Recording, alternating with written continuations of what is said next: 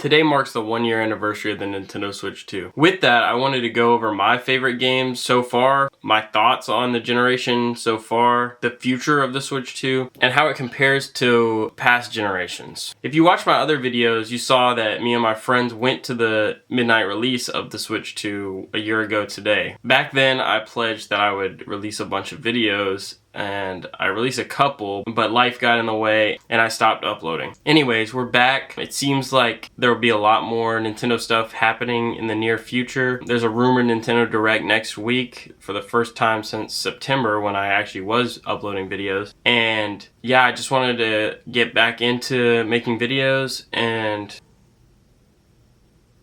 I figured a good place to start would be a year-long retrospective of the Switch 2. So let's get into it. So the most obvious place to start for the Switch 2 generation is Mario Kart World. This is the first game I bought for the Switch 2, and it obviously released alongside the console. Me and my friends had a blast playing this for the first couple months. We spent so much time. I think I probably put like 100 or so hours on it. But like when it first came out, there was a few things that like were questionable about it. Like Knockout Tour only had, or they didn't let you play with your friends online in Knockout Tour, where you could join a room and just easily play with your friends in Knockout Tour, but you could for regular Grand Prix, which didn't really make sense. It seemed like Knockout Tour was going to be the focus of this game and the thing that made it unique. I really thought that was a weird move for them not to let you play with your friends in that sense. Now, since then, I want to say like about like 6 months after the launch, they made it so you could, but I felt like it was too late to do that, and it was kind of just in the regular patch notes, which is really weird. I feel like if that was a feature off rip, it would be a way bigger success, like streaming wise and just in that realm. Obviously, the game is selling crazy numbers right now, but there's just a lot of little things about it that are questionable, and they fixed a lot of things, like the intermission tracks, for example. A lot of people don't want to play the tracks like 1 lap and then 2 intermission laps. But now online they made it so there's a higher frequency of 3-lap tracks like classic. I think in the future they should maybe add like a free DLC for sure, because the game was $80. But on top of that, I think the DLC should have like either like a classic mode where you can race with less racers, or a classic mode where you could just do 3-lap tracks only, or a separate like island of tracks, maybe like classic tracks remastered that are just 12 racers, super tight laps, or super tight tracks. Maybe do a 24 racer, but you keep the tightness of the tracks and the design. I feel like that was lost in this Mario Kart. I still think it has a lot of potential, but for now I'm kind of over it until they announce more DLC or something. Next up, talk about Cyberpunk 2077. Now, this is a game that I played it like the first week it came out. My computer didn't run it that well. And I mean, no computer ran it well, but it had so many bugs on launch, and I was kind of a hater of it for a long time. But playing this on the Switch 2 launch month was crazy. Like, it really showed off how much more power this has compared to the Switch 1, and it's really impressive to this day. Like, every port that comes out, every new game, I'm like, wow, this thing is a beast for what it is, and it's just become like the pinnacle of optimization, really. But Cyberpunk 2077, great game. I played a little bit of the DLC. I need to get back into it. But yeah, I was just kind of a hater of first-person games, but this really, I don't know, this made me change my mind, and I got like 50 or so hours in it, and it was a great time. But yeah, so the next game, this right here, this is a generational game. Like, I did not expect this. I thought it was going to be good, but man, Donkey Kong Bonanza. This game might be the best 3D platformer ever made. If you haven't played it and you have a Switch 2, please get it. If you don't have a Switch 2, this, to me, is worth buying a Switch 2 for on its own. I think it's better than Mario Galaxy, or not Mario, well, obviously, well, I'm not going to say obviously. Mario Galaxy is a great game, but I think it's better than Mario Odyssey. I think it's better than Astro Bot. I think it's better than any 3D platformer that's came out ever. The story is surprisingly great. I mean, obviously it's a Nintendo game. It doesn't have like the most fleshed out story, but it's a great experience. I think I cried at the end of the game. It's just like a very like heartfelt story. Having a niece that's like 3 now, and I'm sure like when she's older I'll get her to play this with me, and just Pauline just reminds me of her. And yeah, it's just a really cool, it's like Wreck-It Ralph the game, basically. If we still have movie tie-in games, this is Wreck-It Ralph the game. But yeah, that 10 out of 10 game, probably the only 10 out of 10 like masterpiece on the Switch so far, in my opinion. Next, I'm going to rapid fire off a few. These didn't really hit for me the way that I wanted them to. Actually, before I do those, I'm going to talk about Hades 2. Now, this game I played on PC, and it is a amazing game. This game, probably 9 or 10 out of 10 game. I liked Hades 1, but it wasn't my favorite. But playing this, I played it on PC. I got the physical for the Switch 2 after. It has cross save. It has the soundtrack, little manual, see, with all the characters. I just had to get this physical. I played it for a little bit on Switch 2, but I mainly played it on PC because it came out on there first. But when I will definitely get back to this and play it through again on Switch 2. That banger. Okay, now I'm gonna rapid fire some Nintendo first party games that didn't quite resonate with me. First off, Kirby Air Riders. This was like, it was fun, but it kind of felt like TikTok the game.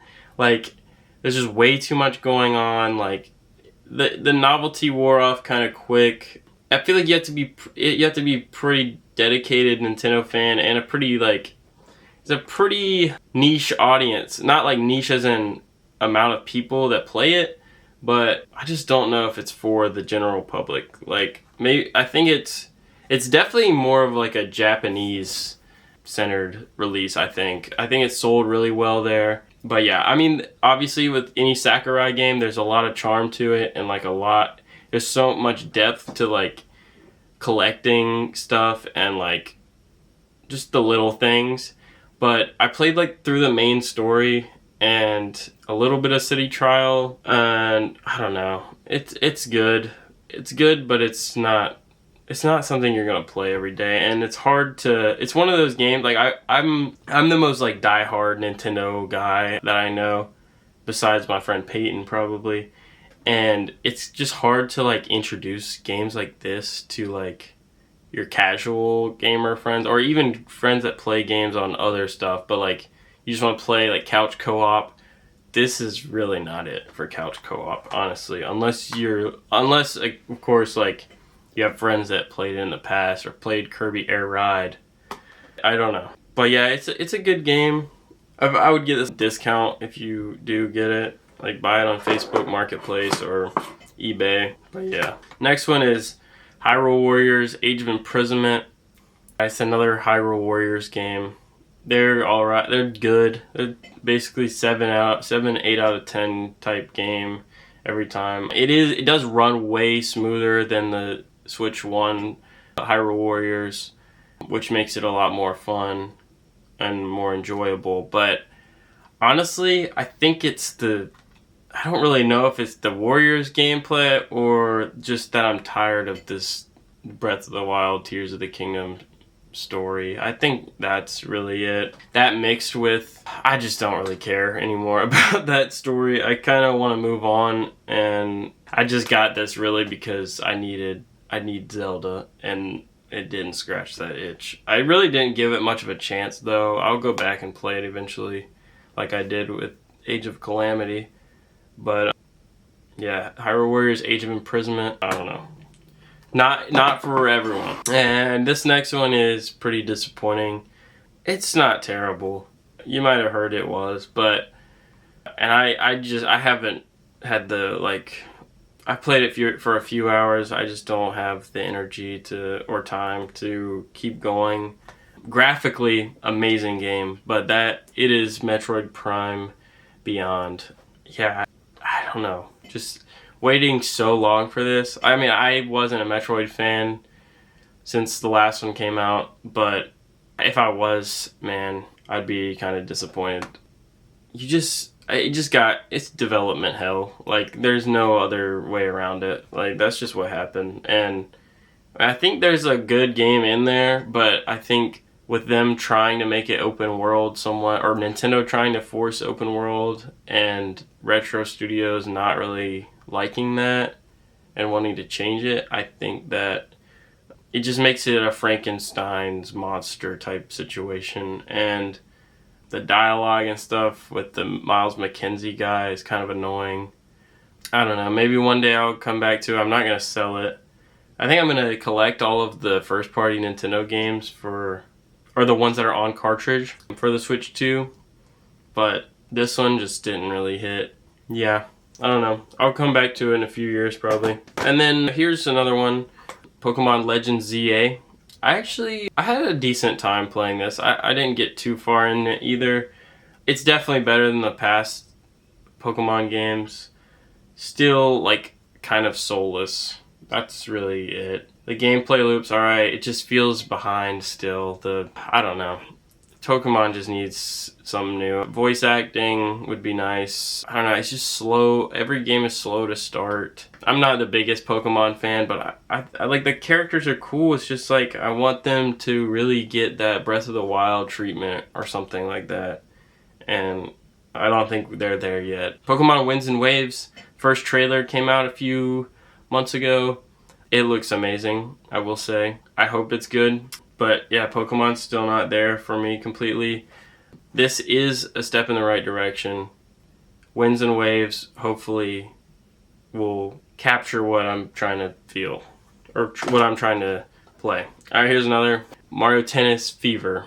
Played this for a few hours. You're seeing a trend here. I don't finish many games. Well, I do, but I haven't been finishing Nintendo games lately just because we're putting out some, like, 7 out of 10s. Hey, listen, it could be worse. I could be an Xbox fan. No, Xbox looks like it's on the come up too, so Nintendo got to step up their game, but this is it's fun. It's just fun. I don't know, it's not anything crazy, but it's also not, like, it gets boring quick. That's what I'm tired of these, like, we're getting a bunch of, like, I feel like these games just are not smart to release near each other. Like, these two in the same year doesn't make sense. Why are we releasing 2 kart racers? And then Mario Tennis, the sports game, like, but I don't know. It's not really making sense to me, the pacing of these releases. We're going to talk about a few later that really confuse me. But first, we'll talk about Pokemon Pocopia. This is a good game. This is a great game, even. I've played a decent amount of it, probably like 15 hours.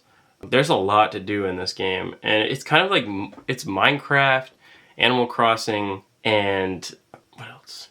Minecraft, Animal Crossing, and Pokemon just combined, and it's a really genius idea. Like, if you want to get the casual gamer, this is the game right here. Like, if this released during COVID, like Animal Crossing did, this would have been probably sold even more. I think it is better than Animal Crossing New Horizons. I'm not a big fan of that game. Plus, you can do way more in one day with this. There's just a lot more to do in this, I think. And the characters are more interesting. This is the best Pokemon game I've played, probably. Yeah, I don't know. This is a very good step in the right direction for Pokemon. And it's crazy it was a third-party developer. But great game. I'm going to keep playing it. It's kind of like a slow burn for me. I'll eventually finish the story, but apparently the story's like 50 hours? Crazy for Pokemon. And then we'll talk about the 2 Switch 1 releases during this time. First, we got Super Mario Galaxy plus Super Mario Galaxy 2 for Nintendo Switch. first off, the price is the glaring factor. $70 for 2 games that I remember getting these for like $15 a piece in like in 2011 or 12. Like, come on, bro. But these are some damn good games. I spent the money. I can't lie. I had to have it physical. Like, come on. I have the, what's it called? I have the 3D All-Stars collection that I got as like a bachelor's gift in my sister's wedding, which was an awesome gift because that has increased in value a lot. But now that all the games are on Switch 2, it really doesn't matter. But it's good to have a physical regardless. I do think they made the controls way better in Galaxy on here than they were in the 3D collection. And I actually finished Galaxy for the first time. I need to play Galaxy 2, but Galaxy, what a game. Like, I had it on Wii, had it on the 3D All-Stars collection. I never beat it, but when this came out, I beat it, and man, it was a good game. Yeah, I just love, I don't know, the tightness and the design of each level just seems so unique, and the music is just so good. It's like unmatched. But yeah, I gotta play Galaxy 2 because apparently I played that one a little bit when I was younger, but it's just more Galaxy. But yeah, and then the other Switch 1 release and another confusing release pacing by Nintendo was Tomodachi Life Living the Dream. Now this is a fun game. It's good. It's pretty great, honestly, but the problem is, like, it is really up to you. This is the most your mileage may vary game ever because you really have to be creative. You have to put in the time and effort for this game to be more fun than it is off rip. Like, if you're just putting in generic stuff for each quip, and you're just like barely designing each Mii, or like you're not going in and designing shirts and houses and stuff, then it's not going to be as fun as someone who's got like a drawing pen and has like designed their own clothing for every single Mii and like just gone all out and has like all these different celebrities and like characters and all their friends. But yeah, it's a good game. It's just a lot of work to really get the most out of it. I have had a great time with it. It's really funny, but some of the jokes will like repeat. But I mean, it's a great game. It's still like another game where, like, of course, if you're gonna play this like non-stop all the time, it's gonna get old.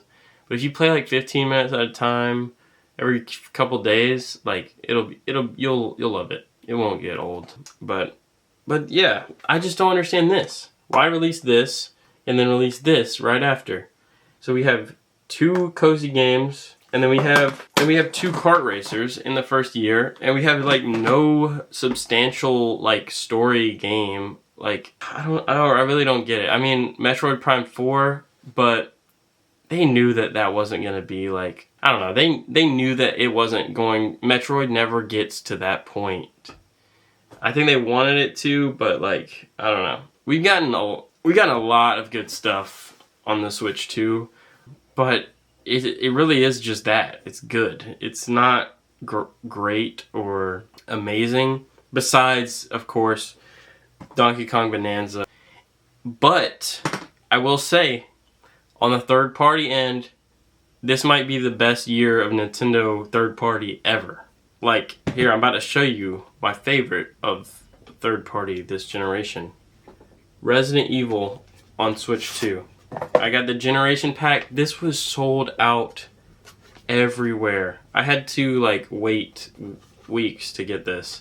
I played Resident Evil Requiem on PC, but I had to get it on here. This game is amazing. This might be my game of the year. It probably will be up until GTA 6 comes out. But these are all game key cards. I don't really want to talk about that anymore. We're beating a dead horse, but I just wanted something to put on my shelf, really. Resident Evil 7, 8, and 9 not fully on a cartridge, but just having it somewhat physically on a Nintendo platform is just crazy. And I'm definitely going to replay Requiem, and I haven't played 7 or 8, so what better place to do it than on the Switch when they look almost just as good nowadays. It's quite insane. But yeah, that is like, those are the main games I played during this. Oh my god. How could I forget? Silksong. Silksong is one of the best games I've ever played. It came out in September last year, I want to say. I can't remember completely, but oh my gosh, that game was so good. That is the game that I played the most on the Switch 2, third party wise. Man, what a game. Only $20? Are you kidding me? Everybody gotta play that game. It's frustrating, but just get over yourself and play it. Like, it's so fun once you get the rhythm of it down. But yeah, I love that game. Right now I have it on my Switch Lite. A lot of the Switch 1 releases that have like a Switch 2 edition, I'll put on my Switch Lite. So like Tomodachi Life, Pokemon Fire Red. I forgot they released that on Switch. I bought Final Fantasy VII because I want to play the original. I've played Remake, but I want to play the original before the third one comes out. But yeah, Silksong's on here. I just like having the smaller handheld sometimes. So yeah, for those, the smaller handheld. But yeah, like, it's been a pretty good year. Obviously, Switch 2's selling really good, and now it's the cheapest console because we're not going to get into that. But they did announce a $50 price hike for the Switch 2, but they gave everyone like a few months of advance. I think before September you need to get one. And now they have like a bundle where you can get Copia, Donkey Kong, or Mario Kart World. You choose which one you get the download code for. And I think that's a pretty good deal. It's like $500, I think. So the same as the Mario Kart World bundle at launch. But yeah, I think if you're a casual gamer, or like you're a hardcore gamer but you're not like that into Nintendo, I would wait a little bit longer to get a Switch 2.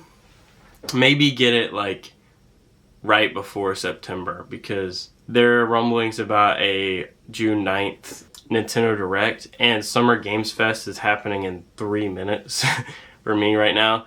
So we'll see what they announce. They're saying maybe Ocarina of Time remake, which would be crazy. We got Star Fox coming out next month? No, this month. This month Star Fox, next month Rhythm Heaven. Yeah, I think it's looking like it's shaping up to be another good year. We got to get out of these 7, 8 out of 10 subjective ratings. I don't know. I haven't played Yoshi. I've heard it's good from some people. I've heard it's bad from other people. It doesn't seem like the game for me right now. I've been playing through Pragmata. What else? Pragmata, Forza Horizon 6 came out. Mita the Hollower. Oh my gosh, please play that game. It's on Switch 2. I'm playing it on Steam Deck. The reason I bought it on Steam Deck is because I'm waiting for the physical for Switch, so I don't want to like double dip on the same console, you know. But that might be the best Zelda game, like top-down Zelda, if you consider it one. What other third parties have come out? Not Indiana Jones. Oh, that did come out on Switch too. I haven't picked the physical up yet. I'm going to. I played a little bit of that on Game Pass before. But, 007 First Light came out. Lego Batman. It's a crazy month, man. May has been like one of the best third-party months for gaming ever. And it's definitely because everyone put their release date for May or when GTA got delayed. But we just had the State of Play last week, or the other day. New God of War game looks crazy. But yeah, I'm excited. Nintendo's kind of been radio silent for a while.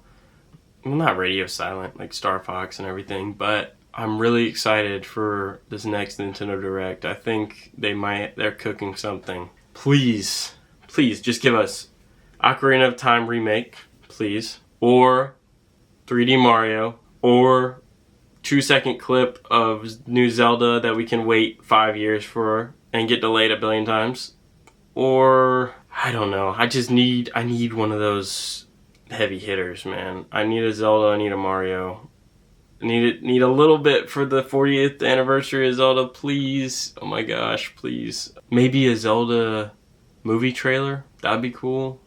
I could see that later on though. Actually, I don't really want any movie stuff right now. We got way too much of that.